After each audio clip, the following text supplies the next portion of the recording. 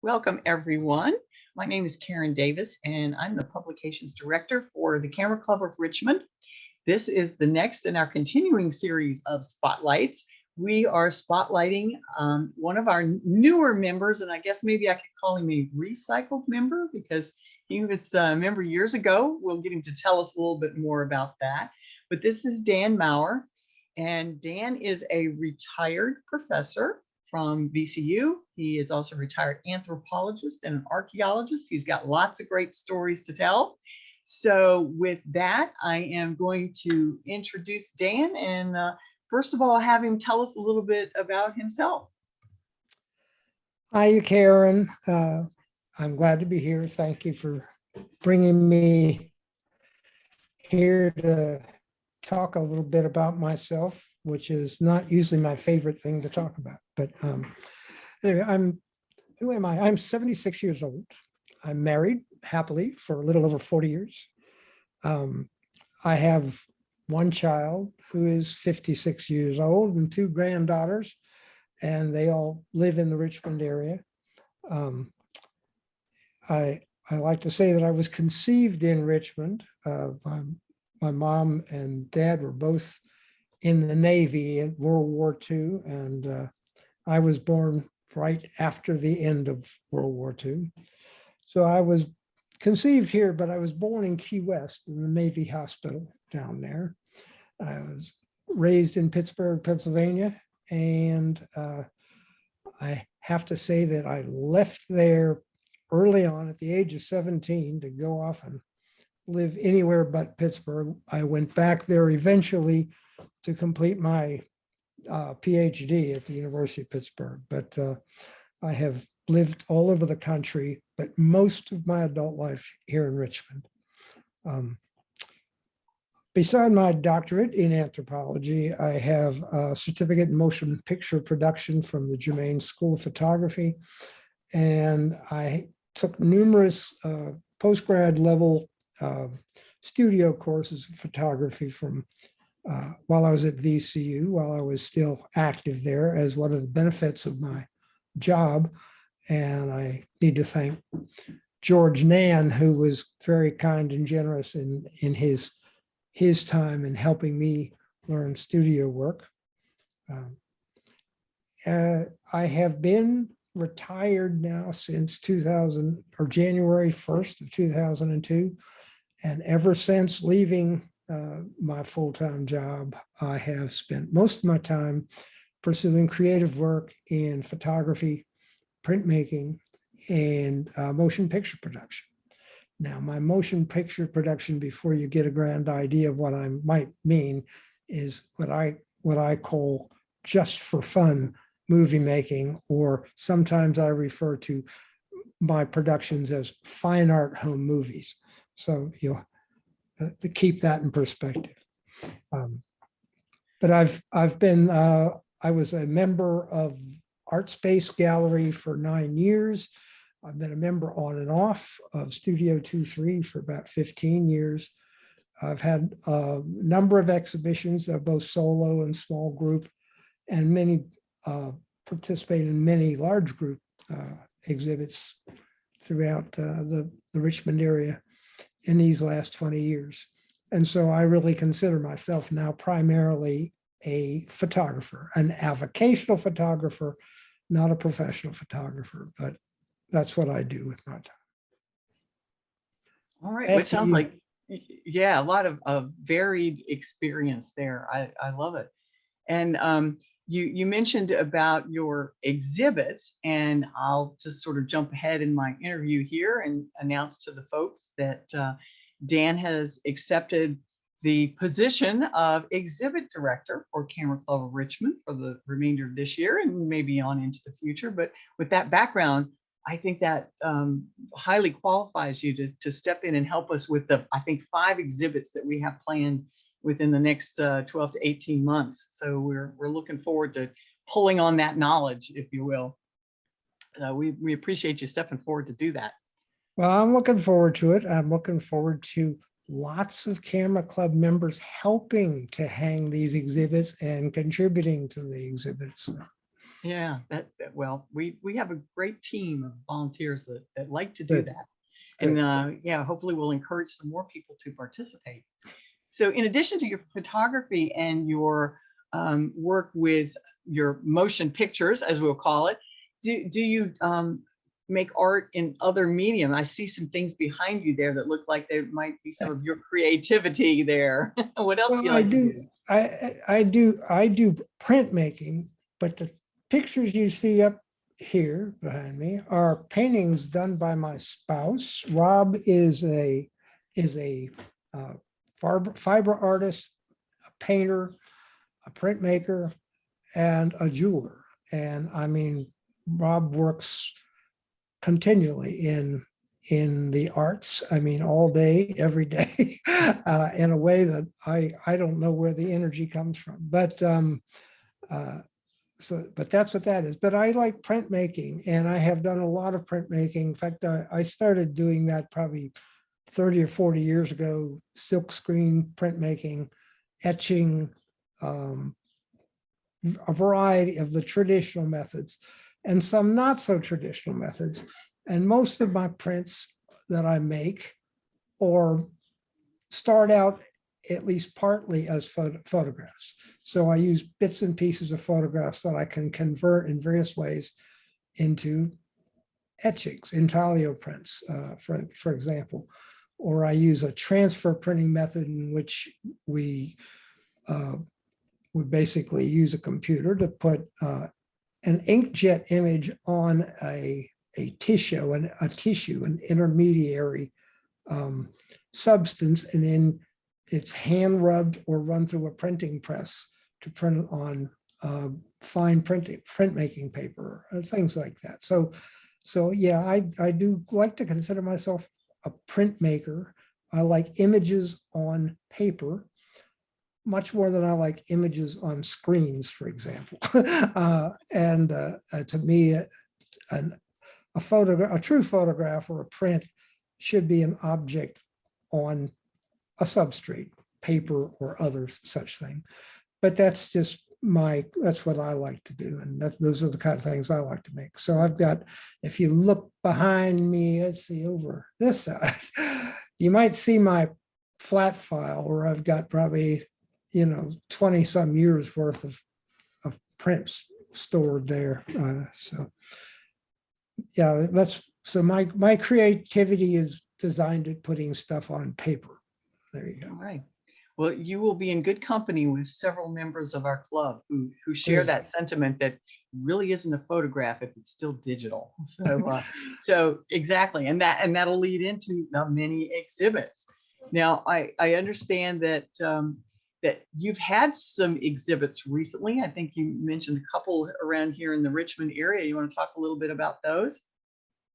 I'm as a member of ArtSpace, I think I had with ArtSpace 3 solo shows, and I was in several small group shows there. And as a result of ArtSpace, I worked as for a few years as the outreach director, meaning that was my job.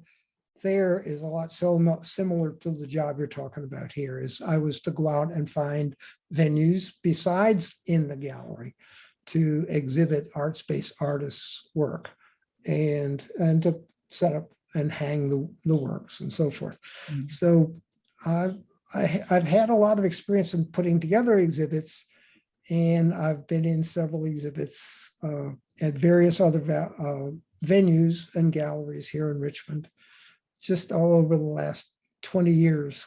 One of my first ever exhibits was that 1 year that I was a member of ArtSpace back in a member of the Camera Club of Richmond back in the 70s.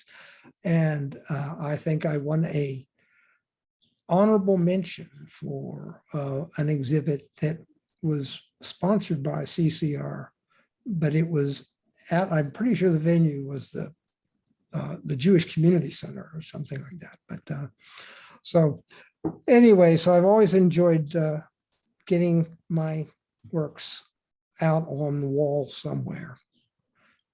There's a Uh, downside to that, and that is you end up at the end of a long period of life, like I've been doing it as long as I've been doing it. You have a huge collection of paper, of prints, of frames, of framing materials and whatnot. So you almost need to figure out how to find somebody to take it off your hands. That's the hard part. Yeah. Yeah. So you mentioned that you were a member of CCR back in the 70s, and you're back again. I think you've probably connected through some of our members that are members of some of the other groups in town, I think you said. Yeah, it was including through you. I met you and several other members through meetup groups, a couple of meetup groups that I participated in for a while.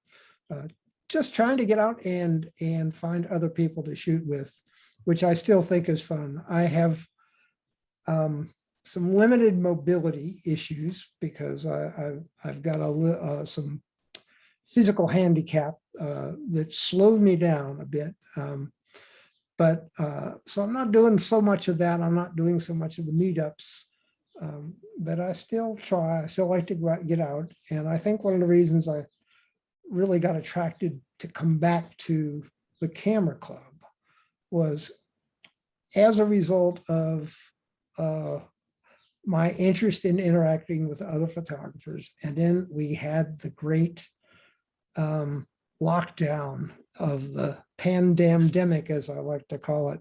Mm-hmm. And when I found people I had come to know from the meetup groups were coming to be CCR members. They were CCR members, and they would have tried to encourage me sometimes to come to meetings. I decided that this was the time to do it, thanks to you having these virtual meetings over the last couple of years. So, All right. so it brought me back here, and I'm glad to be here. All right. And I'm still somewhat locked down, so I still haven't come to the first post-lockdown meeting yet, but I guess we'll get there eventually. Okay. Well, we've only had one, and so far so good. You know, I think it came off. We were a little nervous about how we were going to do it all, but being able to be in person, there were so many of our members that were just dying to get back together in person. And like you said, you know, there are others who are limited for whatever reason. You know, they don't drive at night, or there's some medical issues or whatever. You know, we wanted to still be able to provide that virtual link so that people could either experience it live stream, or, you know, if you're off, you know, in Egypt somewhere, and then you can always come back and watch them later, because Right. through our wonderful multimedia director, we were able to capture these things and have them available for people at a later date. So, and that's part of what we're doing here. I like it. I have to say, the meetings I haven't been able to come to the meeting like you just had, that I wasn't able to come to in person.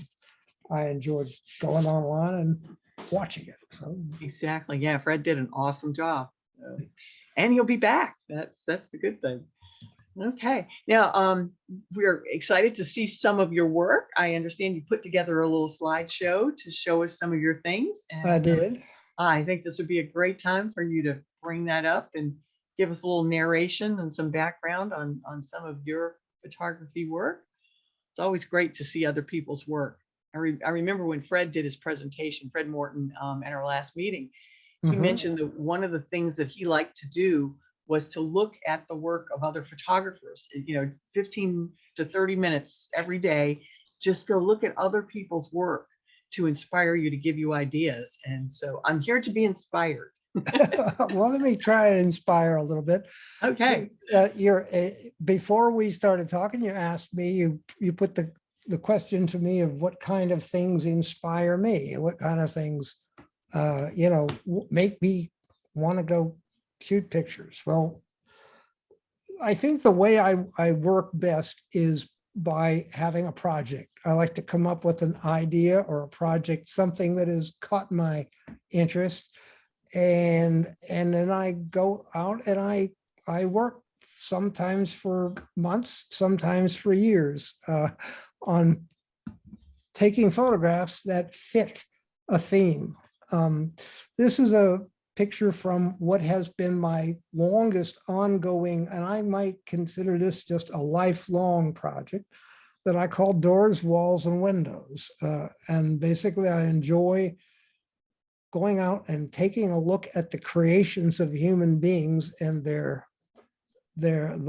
walls and doors and windows that contain us, that keep us in and keep us out of places. And just looking at, and this is a perfect example of what I really like, is just looking at how time and wind and weather and neglect and war and everything else affects our built environment.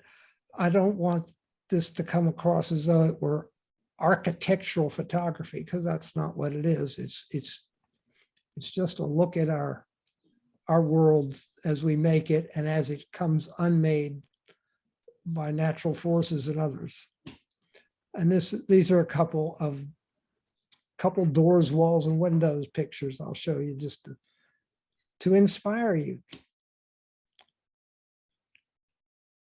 I like to work in projects, and I get an idea of something that I think is neat that I want to do. And so I will work on a project, and it might be for a few weeks or a few months or a few years.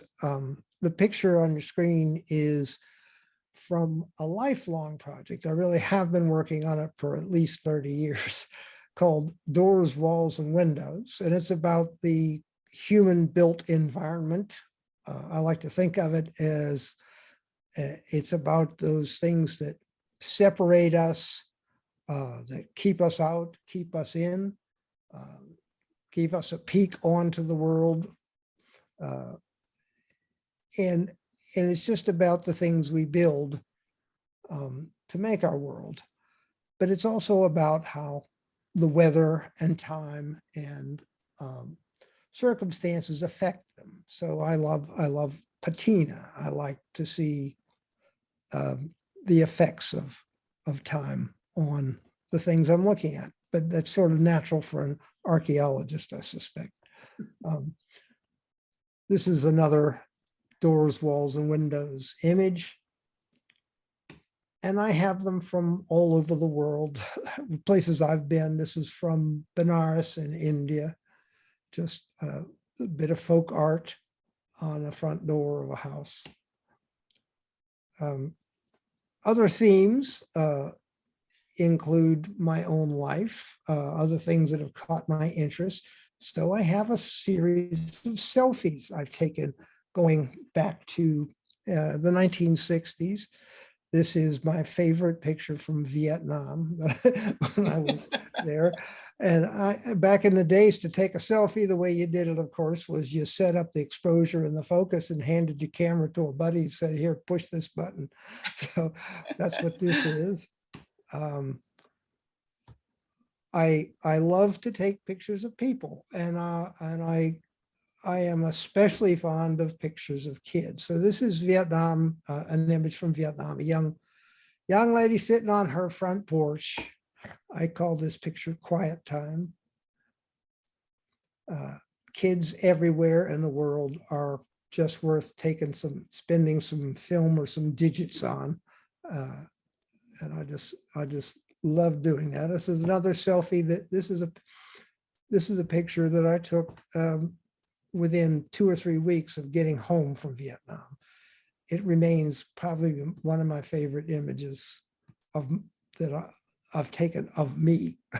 So, or that anybody else has taken of me. There's definitely a story there behind that. There is a story there.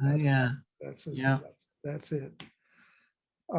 I've used photography, of course, throughout my life in my profession. This is a documentary photograph of one of my excavations in Henrico County, Virginia, Curls Neck Farm, the Curls Neck Plantation.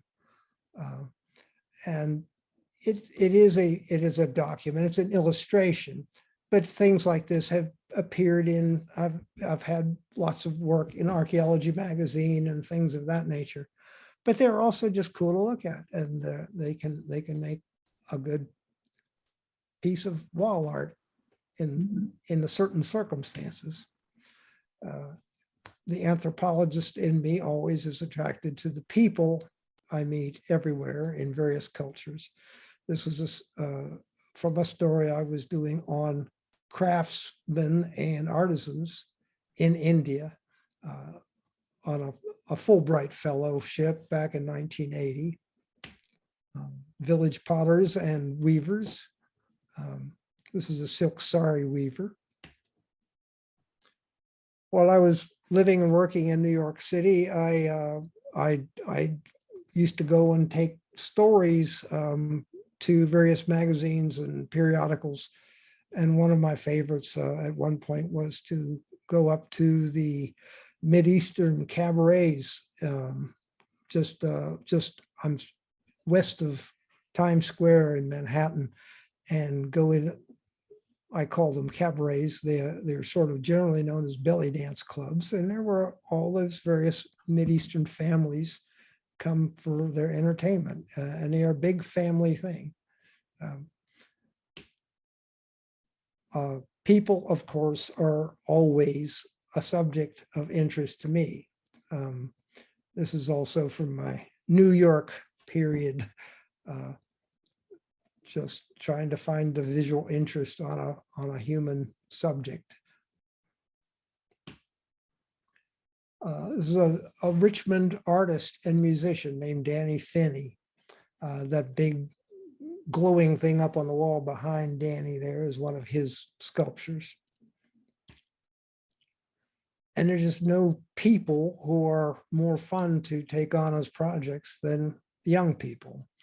This young woman's not so young anymore. She's married and she's now a riding instructor herself. But this is I'm a horse owner and rider, and this is out at the barn where we keep our horses from a summer camp one summer. This young lady is in India. This was from 1980, wearing her bonnet made out of a bag, a burlap sack that she just happened to find, and I just think it's a sweet picture of a sweet young lady. Kids playing on the seawall down in the southeastern edge of Mexico on the Gulf. And these young ladies with their apples right after coming out of church and looking at me like, what are you doing? Why are you bothering us? Oh, you definitely captured those expressions. I love it. Yeah. The cartoon balloon in my head going with this young lady up front is, my mother's going to catch you and you're going to be in trouble. For years, Richmond, Virginia did not have good coffee houses or cafes. It was shocking to me because I had always grown up around coffee houses and cafes. But it's starting around 2006, 2007, so they started showing up. And so I started a project which I just called Cafe Life. And I would go to all the new cafes and coffee houses as they opened up. And I'd take cameras and take pictures. This particular picture is called Apple and Orange. You can figure out how I got that name. And of course, everybody loves nature pictures. And so wherever I travel, like most photographers, I can't not take pictures of them. Just fabulous natural scenes. This one here is from Oaxaca, Mexico. And being of the male persuasion, I tend to find it difficult to pass up wanting to sometimes take on a project that involves photographing a attractive and very capable female model. like this one. She participated with me in a project of shooting a 1930s vintage Zeiss Icon large format camera, which I was shooting 9 by 12 centimeter glass plates, handmade glass plates. And this is one of those photographs. I think it manages to makes you realize why 30s pictures look different than 2030s or 2020s pictures. They're just different lenses, different processes, different chemistry. This is another one from that same project, same model.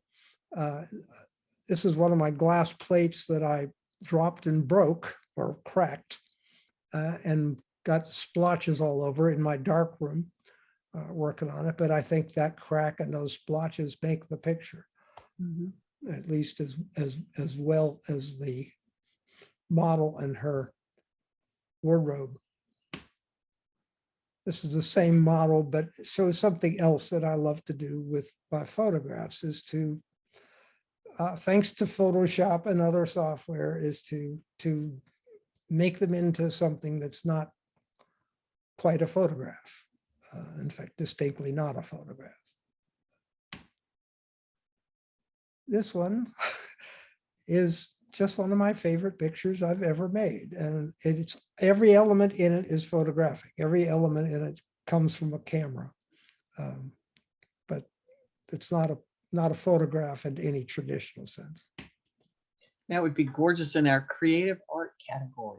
There you go. That's what it I have is. a lot of creative art. And this is an etching, a traditional intaglio print made from on a plate, an engraving, an etching plate that I made from a selfie. Okay, so this is me looking not quite awake because I haven't quite finished that cup of coffee. But all done and printed on a printing press. All right. So anyway, that's my show. That is awesome. I love the breadth of your talent and your vision and your inspiration. The breadth comes from having been doing it since I was 4 years old. So I've got a lot of time to have accumulated a lot of stuff. Oh, I have a lot of catching up to do. I started late. So do you have any projects or trips or exhibits or anything coming up that you'd like to tell us about? No. Okay. Yeah, maybe. I have one of my ongoing projects I mentioned, which was sort of a sub-project of the doors, walls, and windows thing, is called Downtown. And it is pictures I've took between about the late 80s, late 1980s, up to about 2010. In downtown Richmond, I would take a small portable camera. Usually it was a 35mm rangefinder camera. But I also sometimes took a nice lightweight roller cord twin lens reflex camera and would go just wander around the corners of the city that are not what people would normally be out taking pictures of. You know, they're just the parts of those doors, walls, and windows that are, in fact, that the first picture I showed with the house with the crumbling, you know, all the patination on the copper downspouts and all this stuff is in Jackson Ward, and that's part of that project. So I have a lot of that kind of stuff that I proposed as an exhibit to the Richmond Public Library's main branch just before the shutdown, the lockdown. And they were very interested in it. And then I said, never mind. I'm not going to get involved in trying to do this while we were in them. And they were not terribly involved in trying to do more exhibits either. So So now we're sort of coming out of this lockdown period in the pandemic, and I'm back to thinking about it. My only hesitation is that after many years of doing work for exhibitions, I have a huge collection of prints and frames and framing materials, and they take a whole lot of space up in my house and my life.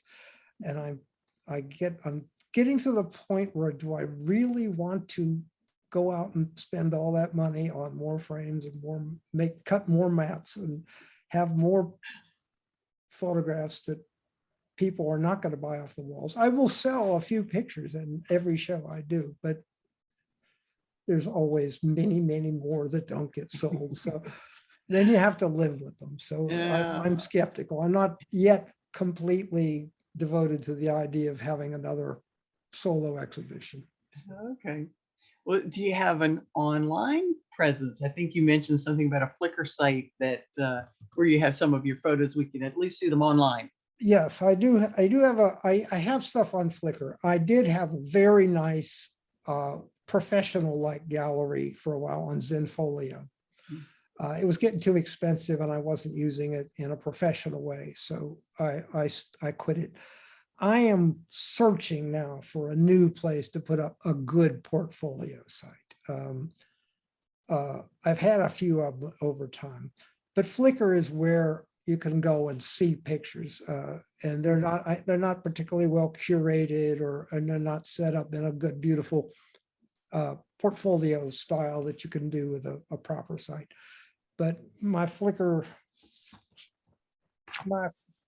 I suggest that people go to my album page. Yeah, I don't know how to give you that. We'll put the link. Yeah, we'll put the link in the printed version of our interview, so that I'm happy to. If you go to the albums, the link will take you to the top of the albums page, and then you can go through and just look at some individual projects. Some of them are specific to certain cameras or certain processes, or things of that nature. But yeah, well, we're excited that some of the ideas that you have floating around in your head, might help inspire us to step our game up a bit with our exhibits. And I think we talked a little bit about, maybe having some themes or having some projects, so that it's not just, let's throw our pictures on the wall, but let's really challenge some of our photographers and maybe come up with some ideas for the upcoming exhibits. So we're excited to bring your thought processes and creativity to this whole process. I think at least once a year, having something that is a challenge to meet a theme or some restrictions, is a good thing. There should be plenty of exhibits that people can participate in just because they're members too. But yeah, we'll try and provide a little something for everyone. We'll see what we can work on. I appreciate it. Looking So forward to it. Yeah. Do you have any parting thoughts, advice, quotes that you would like to leave us with? You asked me to have that, so I actually wrote. So I said, okay, follow your passion. You got to hear what critics say, but remember that beauty and value are in the eyes of the beholder. Or another way to say it is, there's no accounting for taste. So. That's true. And with an evaluation coming up, I think Fred Morton will be reminding us of that too, because he's very quick to say that, hey, this is just my opinion. And I know I've sat through a lot of those and go, well, I really like that picture, and I don't care whether he doesn't like it or not.